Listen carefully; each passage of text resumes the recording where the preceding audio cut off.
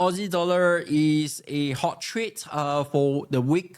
If you ask me, you guys know I have quite a long-term kind of biasness on Aussie weaknesses. Come on, look at this thing, right? It is in exchange of US dollar. US dollar is not very strong right now than the previous year, obviously, right? But this is trading at 0.65, so it is pretty bad, right? Anyway, so I have a bias of shorting it, but I will still look at the chart as it is and see what we have over here.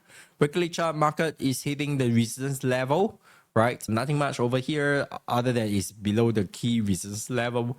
And I'll focus on shorting opportunity, obviously.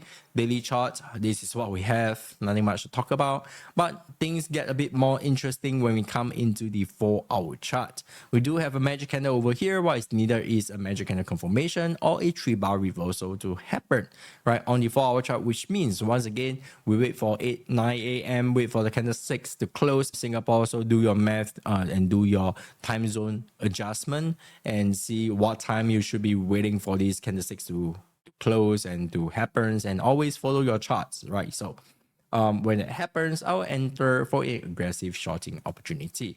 To the 1-hour chart, once again, let's see what we have over here, right? We have a fib confluence once again. Oh, this is nice. I remember this. The fib confluence come in the same line. That means 2 fibs level that I draw, it falls in the same line with like close to zero buffer, right? So I would love to wait for the market retest back up to short it, although it doesn't always happen that way. But I'm getting quite aggressive on Aussie dollar on this setup, waiting for a shorting opportunity. And it's not just because I have the buyers on Aussie weakness, more towards weekly chart just touch the resistance, and I find that it's a lovely price to short, right? So if you love to learn this, and to do it yourself, being an independent trader and analyst yourself, and spend just 15 minutes a day, drop me a